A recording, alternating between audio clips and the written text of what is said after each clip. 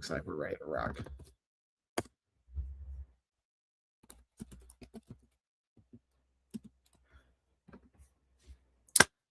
All right, everybody. The one word workshop. My one word for this year is devotion. And we're going to be diving into how that one word is going to dictate basically how I handle the rest of the year and potentially how this one word or whatever one word you pick is going to dictate the rest of 2026 for you. And we're going to be going over, as you guys know, some data to back how this approach is impactful, as well as some strategies I utilize not only with the one word workshop that has come from, again, shout out to Rogue Combat Club that invited this practice 3 years ago, I believe now, for me. And again, there's a book based on this that they pulled it from, the one word or your one word. There's a book, there's a journal. We have that in our carousel as well. And basically some additional practices.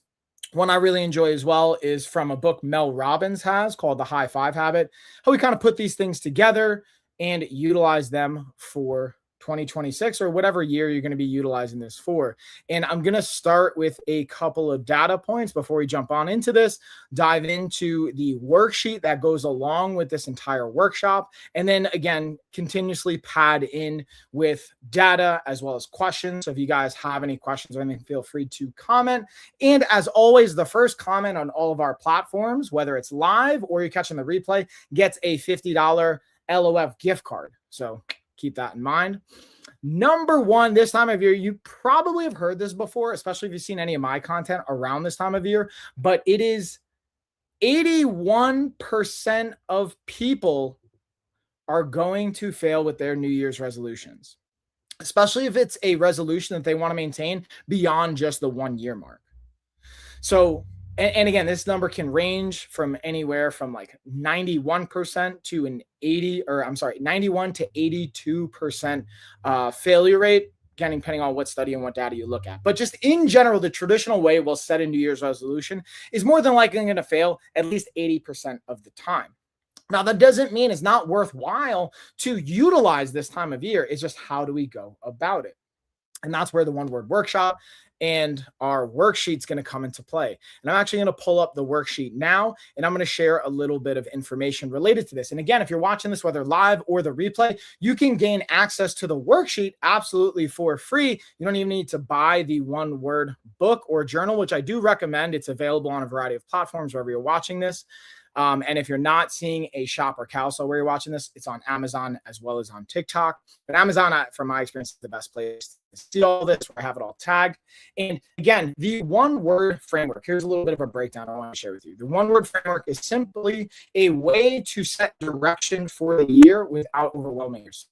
Instead of chasing multiple goals, which someone with ADHD and has done this many, many years and many, many times, you choose one word that acts as a compass or a North Star. Sometimes we'll refer to this as for your decisions, your habits, and your priorities. So almost anything you're facing, go back to your one word that we are going to explore today and hopefully arrive at either at the end of this or give you the framework to get to it on your own. But you use this one word to determine the actions. I'll give you a personal example from last year as well as from this year. So my word for 2025 was relentless, especially coming off of Hurricane Helene that happened in September of 2024. I thought for 2025, having the word relentless would be really impactful because of the nature of what we were facing going into the new year and what I anticipated was going to happen. I even made this in a post. It was a really interesting, pivotal moment. We had actually put in an offer that August 2024, right before the month before the storm hit. Myself and my partner had put in an offer on an 8-acre property here in North Carolina. And to be super transparent with you, the numbers, now we approach it, it was just over a $2 million offer.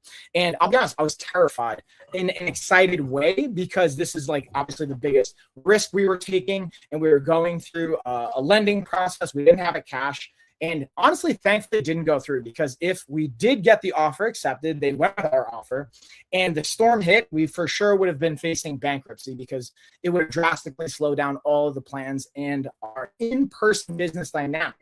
But that's why, again, I picked relentless for going into 2025 because I knew I would need to be relentless in order to achieve things I had set out based on what we were facing. So again, hard pivot, right? My business took a hit. My partner's business that he owned separately took a hit. So we had to pivot there and being able to really look at taking some different opportunities. I was fortunate enough that I was able to leverage some contract opportunities. Shout out to Shimmer. It was an ADHD coaching platform that I partnered not only myself with, but my business with. We started to combine fitness opportunities with and became relentless with that coaching pursuit and in our partnerships to bring fitness to a new audience and combine fitness and ADHD in a way that we really hadn't leveraged before. And even I had considered a contract partnership with an organization called Future that, believe it or not, Tom Brady had actually or has invested in and become a board member of, but I decided to walk away from that contract because I felt like it wasn't actually aligning with the relentless pursuit of my own company's growth and what I wanted to provide for myself personally as well as professionally. So again, the point of me bringing that up is the word relentless helped me in a decision-making pivot point. And in a couple of pivot points throughout the year of 2025, when I decided to leave or terminate the contract I had with one of the companies, Future, that my company and myself were working with, that didn't align with the relentless pursuit of growth for my own company, as well as the habits I wanted to create, whether it was in my own strength training, whether it's in my own personal health development, whether it's in my own recovering from injuries, nutrition, and other habits and other priorities and how I wanted to pursue things. So now looking forward and being able to even celebrate because of that relentless pursuit, we've been able to secure health insurance contracts with Aetna, with Blue Cross Blue Shield, with United Healthcare. We're now expanding for Cigna, for other types of organizational practices with Medicare and Medicaid and other organizations as well. And being able to have our first in-person retreat in 2 years, because in 2024, we were going to have one. But again, the storm completely upheaved that in November. So we decided to be relentless in 2025 and pursue and set things up. So February 2026, we're having our next in-person health retreat in Joshua Tree, California. The point of me saying all this is that mindset of being relentless and how I'm going to approach these decisions and how I'm going to approach the priorities here. We wanted to relentlessly pursue the retreat dynamic and the overall integration of medical back coaching. So that's where insurance has come into play. We've now gotten approval from one of our insurance companies for some of the claims we've submitted, which is really exciting. It's a huge pivotal moment where now we know we can bill insurance and they are going to accept our claims and approve them and move them forward. So now we're starting to scale those things and even be able to leverage that with health education and workshops and presentations. So with that being said, let's now dive into some of the dynamics here. You understand, what this one-word framework is and how we can potentially apply it, again, not only in a goal-setting dynamic, any decision or habit you want to set for the year and any priorities, go back to that. And I'll give you a real-world example. This year already, what's come up, the idea of devotion. I've had a personal situation or a pondering come up and how I want to approach things as a father and as a co-parent. And I won't go into the details of what exactly that is, but the question I asked myself was, how does this align with my one word for the year already, devotion? Is what I am facing and what I'm considering aligning with the word devotion? Am I going to embody devotion as a father and as a co-parent and as a partner if I go forward with the decision I want to make in a particular direction? Or if I go in the other direction, does that embody devotion? So again, it helps as a compass to steer through what can be really tough decisions and priorities to set. So now let's actually get into, now you got an idea of how it impacted my last year, how it already impacted this year. Now let's get into what we're actually going to do. How do we arrive at this word? And again, this is my now going on. So that's what, 2022, 23, 24, 25. So yeah, this is going on my fourth year doing this. So I've got lots of reps. I'm a little bit more comfortable. It's easy. I knew what my word was going to be actually probably like 2 months ago, but I pondered over it. And here's the questions that I asked. We're going to go one by one. There's 1, 2, 3, 4. We got 5 questions. And then we're going to go over some just other practices and some tools that we're going to utilize in support of this. So number one, the first question to ask is, what do I want more of in my life this year? So that's what I'll ask all of you, whether you want to answer that in the chat or in the comments or something to come back and go to a replay, bookmark this and ponder yourself. Take anywhere from 3 to 5 minutes, even more. Again, there's no rush to this, but I want to invite you to think about this reflective problem question. What do I want more of in my life this year? I know for me, a key component I want more of is connection. connection with my family, connection with my partner, connection with even in my business, my clients and my team members, and even connection with my own body. I want more connection. And in addition to that, I want to be able to have more freedom. And what I mean by freedom is the ability to take the time that I want with my family and with my loved ones and be able to travel or be able to pivot and shift as necessary, which I'm actually very grateful of. The contracts I've even gained and the work I've put in my own business has afforded me a certain amount of freedom, quite an adaptable schedule already.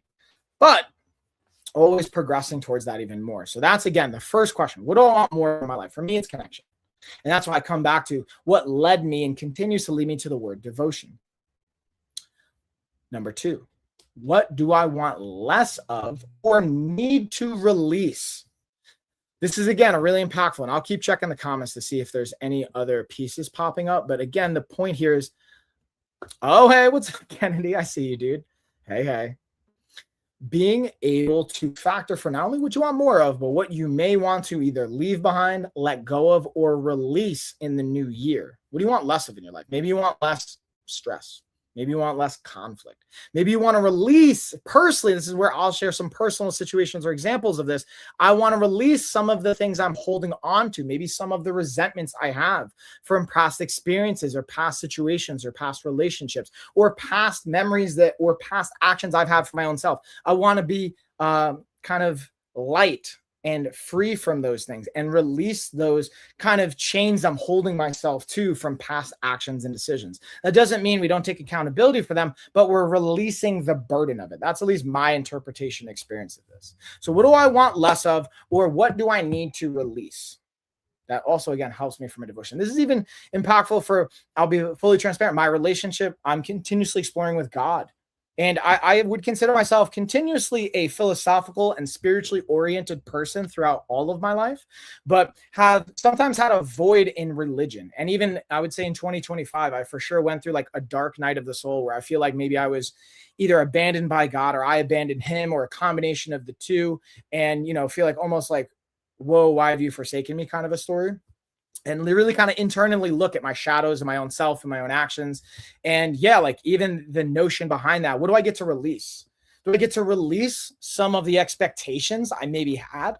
Do I get to release some of the resentment, again, not only towards myself or others, but even towards God potentially? And this is, again, my story, my version of it. So again, number 1, what do I want more of in my life this year? And then number 2, what do I want less of on the flip side, or do I need to release? Just literally those two things can be really impactful. So again, take your time here. I'm kind of going through them quicker, but if you guys have questions on this, feel free to drop it in the chat, in the comments as well. And I'll slow down. We'll circle back. Or what I would invite you to do is bookmark this, come back to it. Even if you're listening to the replay, pause, take your time, answer this out, have a worksheet, and be able to go through it. Whether it's you're using a, 90-day planner, whether you're using a different type of journal. I have a variety of journals that I've kind of shared in my carousel. I think can be really impactful, whether it's, again, your traditional weekly planner, a blank dot journal, you're using just a like prompting journal, like whatever works for you.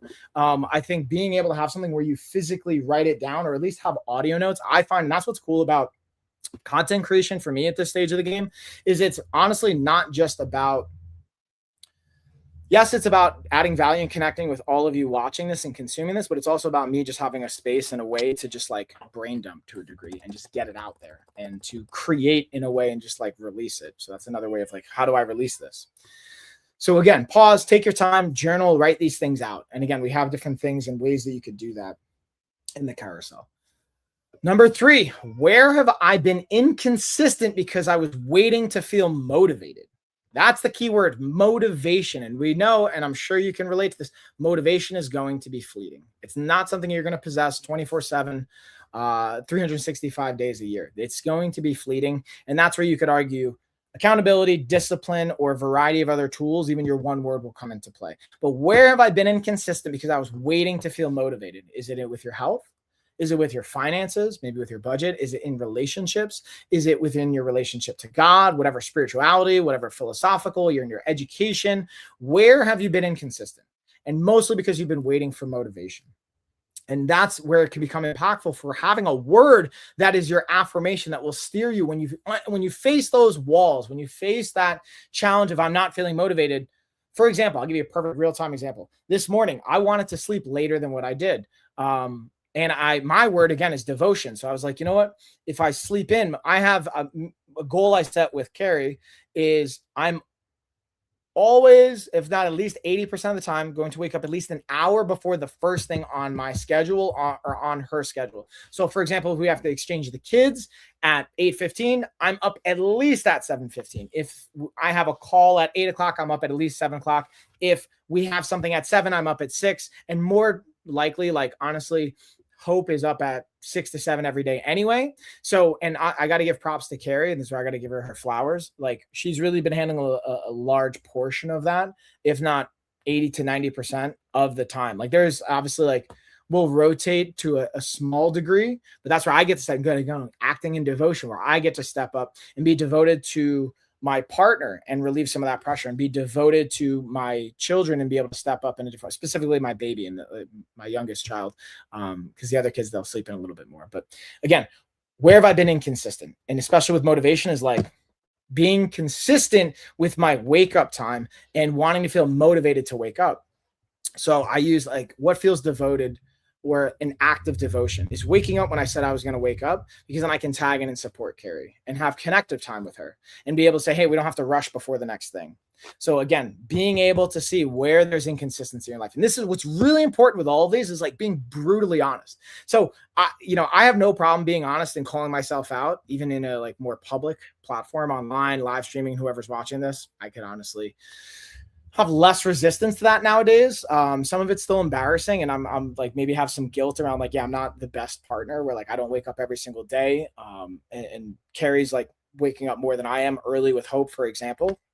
But the point is being able to face it and being honest with yourself. That's an important practice to this. So doing it maybe even privately, or maybe it helps to do it in a more public fashion or group setting. Maybe even a body doubling session. I'm happy to make a body doubling session where it's not like live streaming. We'll do it on a private Zoom call if we have enough response for that as well. Then number 4, what patterns keep showing up in my health, work, school, or relationships? Basically, what patterns do you notice keep showing up? For me, an interesting pattern that, again, I'll go back to the same thing of like where we're like inconsistent is my, let's say, temptation to stay up late, because that's where I get the quiet time after parenting and running my business. And then that bleeding into my ability to wake up early that next morning, and my partner not feeling I'm a, let's say, 50-50 supportive partner.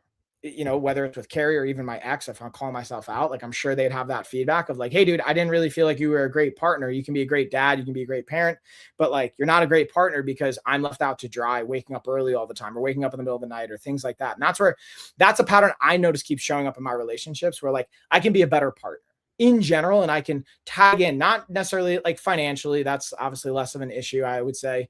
But it's really where feeling supportive when things are tough, when like I struggle with not getting a lot of sleep.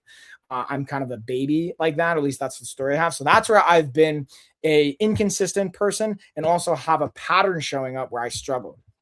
Another aspect with, let's say, my health, a pattern I can find is a little bit of a cyclical pattern, depending on the seasons and also depending on the time of year, where I'll put on a little bit of body composition, a little bit of body fat, especially around the holidays from like October to January, and then being able to want to spend time shedding it off. But what I've focused on, especially last year with Relentless, is not falling into that same pattern and recognizing, okay, where does this come up? Ever since I retired from fighting, what are some of the tendencies I notice? And then how can I adjust that, make them sustainable habits, and prioritize that? And that's been really impactful. And I've seen that with medication I've utilized, from even balancing out working with my doctors, being able to see supplementation, exercise, stress management, journaling, all these types of things. So again, noticing the patterns. And then even in work or in business, where I'm like, I can sprint for a quarter and then I pull off. I would like back off. That goes back to the word for 2025, which was being relentless. Instead of sprinting for the first quarter and then chilling for the second and the third quarter and sprinting again for the fourth, is I'm going to pick a relentless pace that I'm going to maintain every single week, every single month for the entire year. And what does that yield? And that's what's been really impactful for me, is like, I love using these like 90-day planner books, because my goal is, even if I don't have a perfect day or an outstanding day, my goal was to every week have what we would categorize as an outstanding week, where you get a certain amount of points for doing your task at the end of the week, you add them up. So I've had an outstanding week every single week in 2025. I did an entire year of an outstanding week. Now, not every day was outstanding. I had some days where like I didn't get an outstanding day for whatever reason, but week in and week out, I had that consistency and relentless pursuit to be able to have an outstanding week. And that was the measurable for me. And we'll go into some of the aspects of measurable that become important in that. But it's, again, being able to recognize the patterns. And that's where the one word helps us with that. And then number 5, lastly, what word would help me make better decisions when life gets hard? And we'll dive into that again. It's just recapping, steering us in a direction to a word. What I also found helpful as a part of this, there might already be a word or a couple words jumping out at you based on these questions. Write them down and then look up synonyms for those words. Look at the definitions and really start to think about and sit with those words. Even meditate, maybe pray, whatever it is your thing is, but don't rush. Take your time on this one and give it at least 24 hours. So you can maybe share in the chat if you want to. If you're watching this live or you're watching a replay, I would love to hear what your one word may be and to see what comes of that. But at the end of the day, also being able to take your time and not rushing through that and being able to see what actually adds value for you at the end of the day. That's an important piece. So again, to recap all of the different questions or our prompts here, because we have, again, 5, and these are just, again, I try not to overwhelm it, but these become impactful, and it's important to take your time and be clear on them. Number 1, what do I want more of in my life this year? Because again, it has to tie back to even if we think about how do we create a habit? What's the anatomy? And I've done, again, different talks on this. What's the anatomy of making a habit? We have 4 checkpoints. 1 is a cue. It's a prompt for us. It's my alarm going off in the morning, but then I get to make a decision. And the important thing is the why, the craving we're addressing. So that's what this question asks. What do I want more of in my life? What am I craving more of? What does this really come back down to? What's my why? If we don't have that, no matter how much you set up your systems, you will not most likely have success in a sustainable way. So getting very clear on what you want more of in your life. On the flip side, what do you want less of, or what do you need to let go of? And that's a practice in and of itself. If you carry the same backpack of trash or of weight from the last year into the new year, it's going to be really hard to create maybe a new workflow, new habits, a new version of to transform yourself. If you're carrying old versions of yourself, and as someone that's a hoarder, I would categorize as myself being a hoarder. I love to hold on to things. This one becomes really impactful. And again, I get to practice this. This is like, again, when I think about these things, am I making space? Am I holding on to things? It's like, well, what does having devotion look like for 2026? And last year's, what was being relentless look like? Relentlessly going through my even wardrobe and just like dropping things I haven't worn in like a year or 3 months or 6 months, whatever that looks like. So again, what do we want more of in our life? What do we want to have less of and let go of? Where have I been inconsistent because I was waiting to feel motivated? And this is going back to a habit loop and creating a habit as an anatomy. You have a cue, you have a craving, and then you have the action, and then you have a reward that reinforces this loop. But the interesting thing I've learned working with ADHD oriented or neurodivergent brain chemistries especially, but this can also translate really well to everybody, but specifically for my neurodivergent peeps out there, is utilizing dopamine before you even do the thing. Meaning give yourself some extra quote unquote motivation or brain signaling to help you do that. So if you look at where have I been inconsistent and then utilizing some dopamine strategies to do that. So for example, we have a cue, waking up in the morning, my alarm goes off. My craving is I want to be a devoted partner and have strong relationships with my spouse, as well as with my kids and with myself. Or maybe I want to wake up early so that I have time to work out, whatever that is. That's the craving. It's got to be there. But before I go into the action, because I could choose to go back to sleep. And if my craving isn't strong enough, I will more than likely go back to sleep. But even if my craving is strong enough to set myself up for success, I'm also going to pair it with a dopamine-oriented task. Maybe that means I'm going to use the foot massager really quick, or I'm going to have my favorite cup of coffee in the morning, or I'm going to again, light a candle, or I'm going to have a playlist that I put on that wakes me up, that gives me some dopamine. Give my spouse a hug because she's already up in the morning, or give my baby a hug that helps me wake up so that I'm not feeling resentment towards the children, for example. But being able to do something that gives us dopamine is a really strong tool. Then do the actual action. And then again, reward yourself. Sometimes just doing the task, crossing off your list, being able to go back to your planner and checking it off. That's the reward. But being intentional with whatever that reward is and making sure there's a reward there. And I call it making a dopamine sandwich or a reward sandwich. So you do something that motivates you before, playing music, lighting a candle, giving someone a hug, whatever. And then you do your task, and then you give yourself extra dopamine after to really reinforce creating that routine or habit. So again, that's number 3. To recap, what do I want more of in my life this year? What do I want less of or need to release? Where have I been inconsistent because I was waiting to feel that motivation that we're now troubleshooting with the dopamine as well as our word? And then what patterns keep showing up in my life, whether it's work, health, education, school, relationships, finances, whatever it is? What are the patterns that keep showing up? Like I thought once I made 6 figures, like cool, once I make 100 grand a year, all my problems go away financially. And that is not the case. And I'm going to be super transparent with you guys. From a business standpoint, revenue wise, we've done 100 grand every year since I want to say 2020 or 2021. I might have to double check the books on that. Maybe even before that, 2018, but it's been at least 5 years. Now, not profits have always shifted potentially depending on what's going on. And I'll be really honest with you guys. In 2025, we were like negative $40,000, like from a profit standpoint. That was the first time I was negative in a profit in like a decade. But being able to realize the hurricane had an impact, taking out loans to get through it, all the things that were going on. And now it's finally led to, because of that relentless pursuit, being able to come out into 2026 devoted to the systems we've built and being able to have these new opportunities that have come from that. So the point is, if you notice patterns, there's something to be gained from that. We get to look at that. And then lastly, what word can help me make better decisions when life gets hard, when I don't want to wake up when I'm tired, or when I don't want to go to bed because I feel overwhelmed and I need a little bit of me time. Or one thing that I'll share again personally is where in finances, I can be really disciplined for a period of time, for like 100 days of like budgeting, but then you know what? I'm stressed out. I've had a hard day, like whatever. I'm going to go splurge and go have dinner with the kids when the plan was to not do that. Or like, let's say I have like $100 a day budget for everything, all expenses. And I've already spent that $100 a day, but you know what? I'm going to spend an extra $50 on this thing because X, Y, or Z. That can be a potential pattern. I get to look at that. So being able to say, hey, for me, and this is why I love the word devotion, is I'm devoted to whatever my well-being component is. I'm devoted to my financial health. So if I'm devoted to that, that means not only am I doing it begrudgingly, but I'm doing it with passion, especially when I don't think anyone's looking. Even if Carrie's not looking at my finances, my accountants aren't looking in that moment, I know what I'm doing and I get to take accountability and I get to look at that. I think that's a really powerful why I pick devotion. And again, I would invite you to take your time with this word and being able to then arrive at my one word is.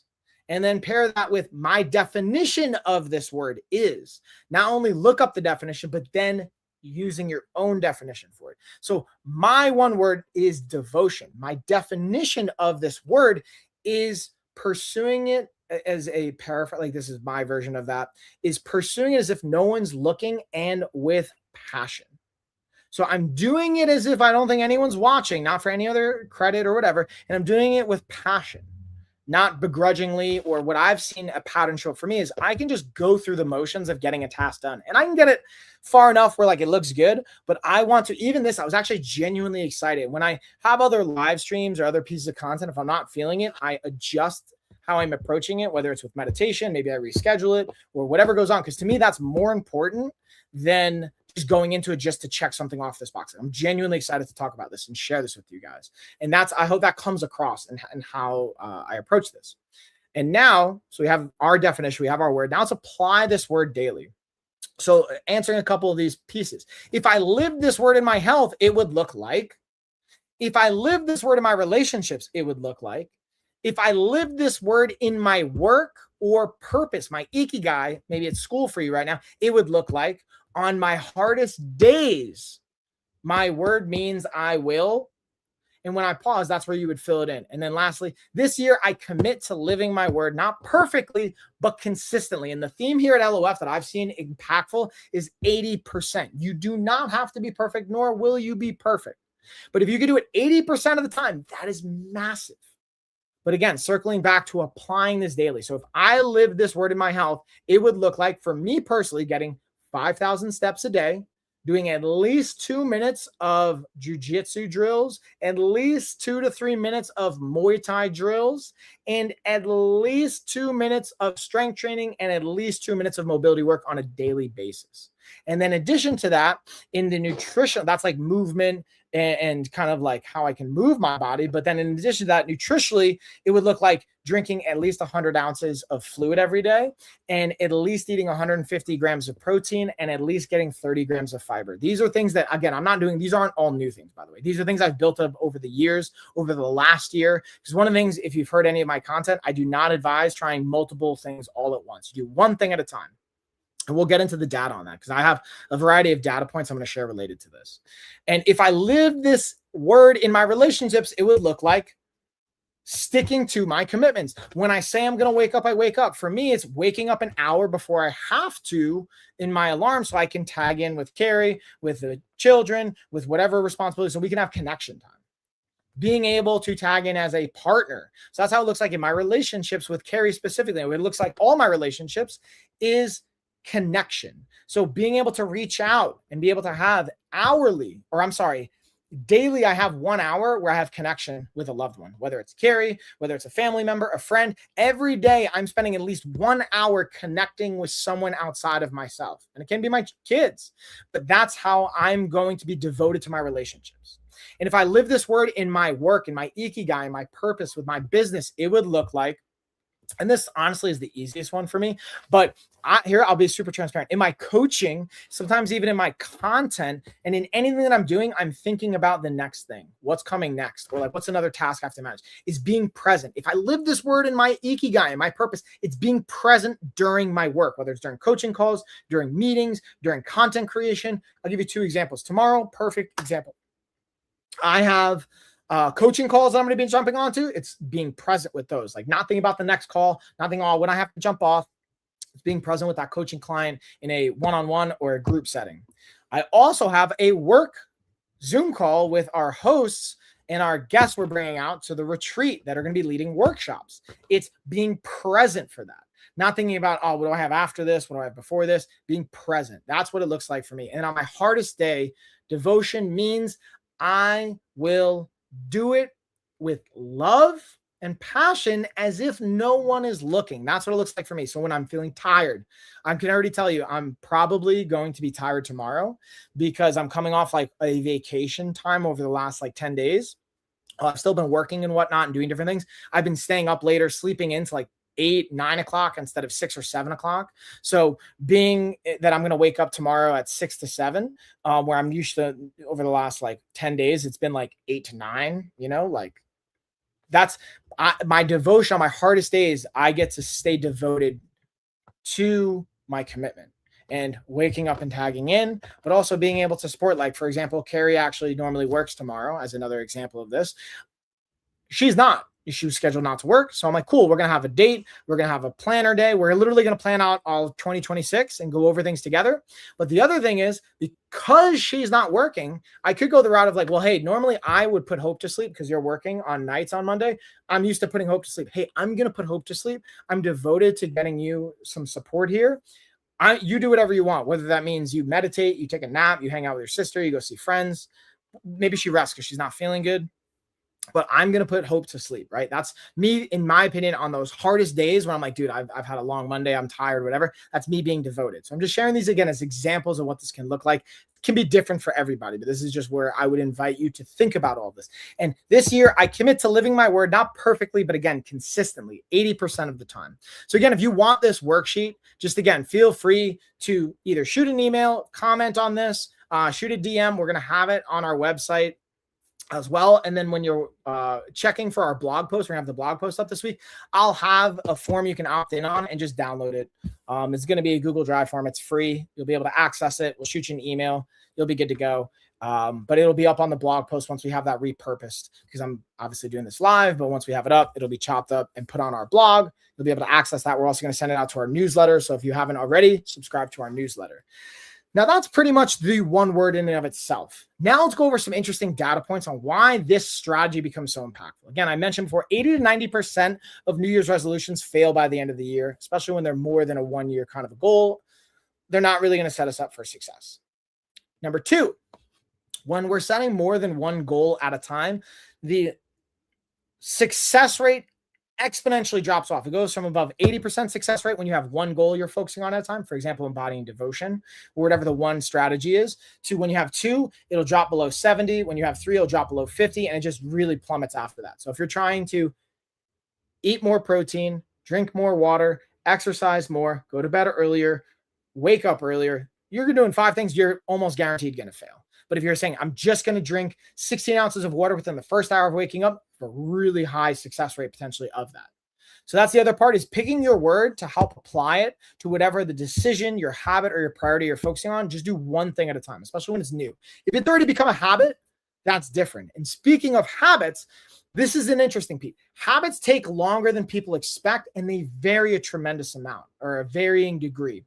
So they can range anywhere from 18 days to up to 250 days. On average, it's about 67 days. That's why when we do our 100-day coaching program, we accounted for that and made it 100 days, so that if you do hit 60 days and you got your habit, cool, we have time to wiggle and adjust and refine. And even if in the 100 days you don't, we give you a coaching support system to move thereafter, and we stay with you for up to that year thereafter. Now with insurance, it's not only, hey, we'll stay with you for the year, you can be with us for years now. Now the goal is to do it within the 100 days though, because I always tell this to everybody, I don't want you to need me or my coaching team.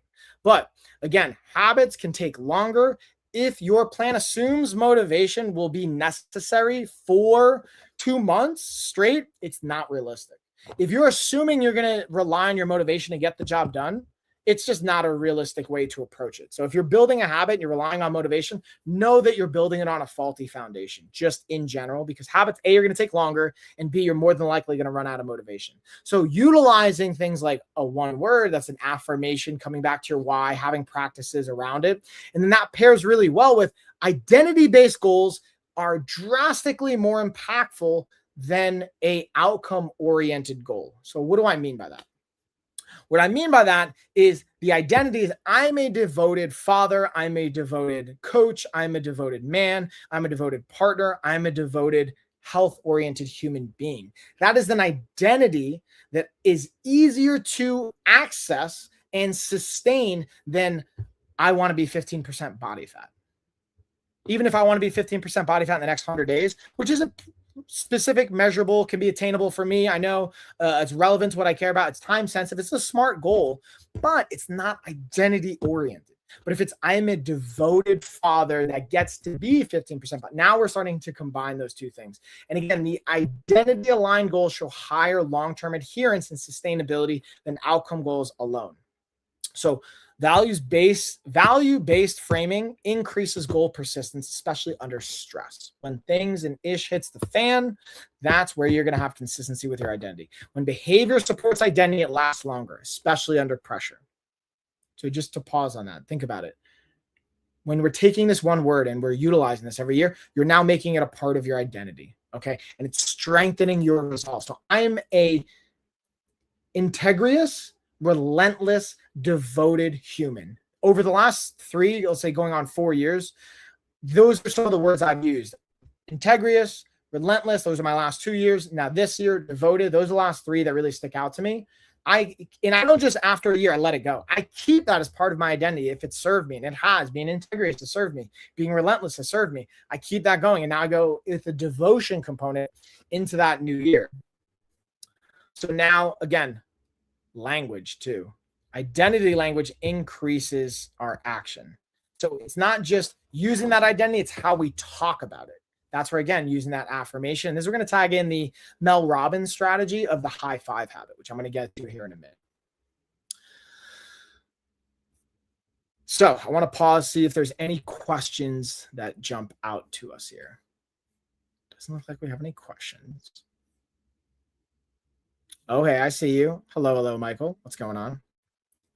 Doesn't look like we have any additional questions, though. So lastly, here's one more I do want to throw at you. I guess technically 2 more. Is self-monitoring improves adherence up to 40%. So what does that mean, self-monitoring? So A, we have identity. We know creating an identity around this is impactful. And I've mentioned this in the past. Self-monitoring improves adherence up to 40%. Personally, I love taking pictures. So taking pictures of what I'm eating, videoing, or taking pictures of my workouts, not even to share, just for me to document, writing the workouts down. being able to use planners, the different planners that I have here, whether it's shadow work, whether it's like daily journals, whether it's setting intentions, whether it's my daily and weekly planner, whether it's using my dot journal, whether it's using my day-to-day planner, maybe it's my stoic journal. I literally have like 4 different journals I use on a daily basis for different things, but being able to monitor improves the adherence up to 40%. And they've become pretty much habits for me.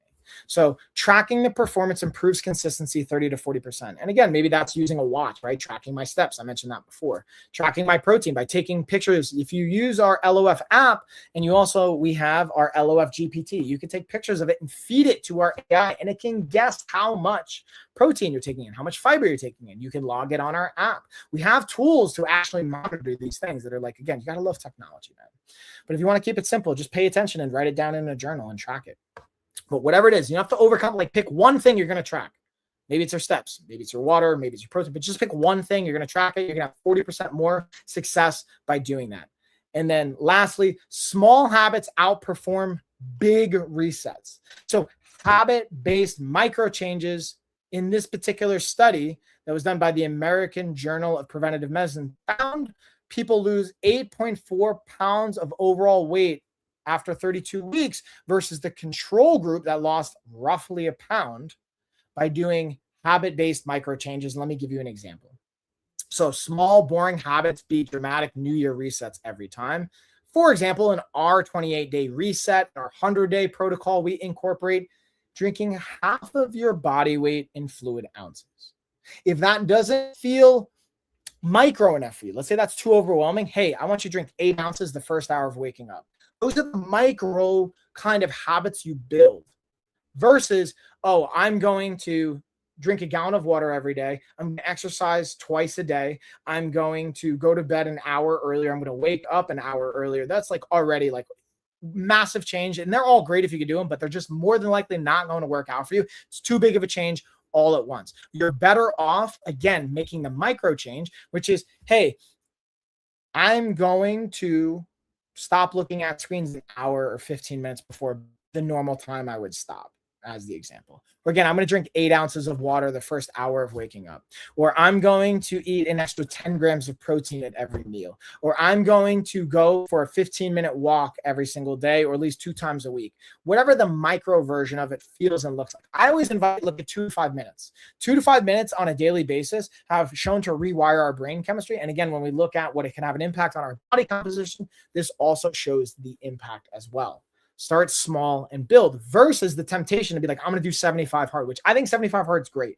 But how many times do people fail 75 hard? Or even if they do it, how many times do they like lose some weight and then don't keep it off?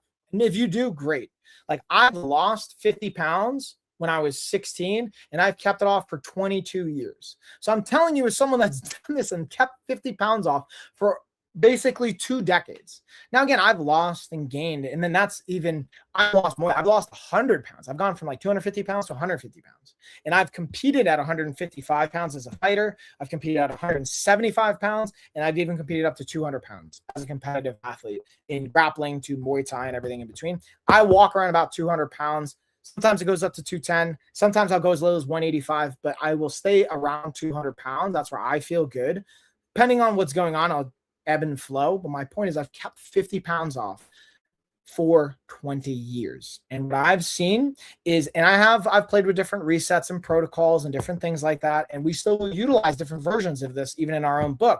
We do a 7-day reset where you do 24 hours of fasting and then 24 hours of feeding. You can do that. But the goal is to have, and what we incorporate even after doing that, after a week of doing that, is sustainable small micro changes you maintain for ever, basically. The goal is to have sustainability that you can adhere to 80% of the time the rest of your life. And then you can go through cycles where we do 90% adherence, 100% adherence, and you rotate through it. So that's like all of the kind of data as well. And the recaps, I kind of featured some of the books, but that's pretty much going to do it. What I can also tell you, I'm going to give you guys like peel back the curtain.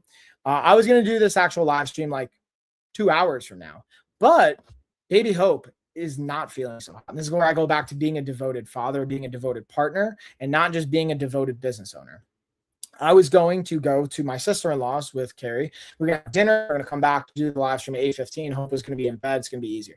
But Baby Hope is not feeling great. So I did the live stream earlier, Appreciate you guys jumping on. And I can already hear her in the other room. Carrie's trying to put her to bed. I can hear this going on. And I can hear she's having a hard time. So this is where I'm tempted to want to stay on for another 20 minutes with you guys and go over products and tagging more things. But I get to be not only a devoted content creator, devoted coach, a business owner where I showed up for you guys. I'm passionate. I'm excited. Now I can feel myself getting pulled and getting somewhat distracted where I don't feel like I'm actually showing up in the best version. And I'm just going to kind of be going through the motions here. So what I've learned is to, instead of doing that, I'm going to pause here. I'm going to thank everybody. Thank you for tuning in, joining. If you're watching the replay, if you're watching this live, I would even say circle back to this, watch the full thing, pause it, go through the worksheet, go onto our blog post, download the worksheet for free. And also, if you want to, join us in Joshua Tree. This February 2026, we're taking spots. We have about 10 spots filled. We got 15 more that you can come to in person. You can now leverage your insurance to cover your trip.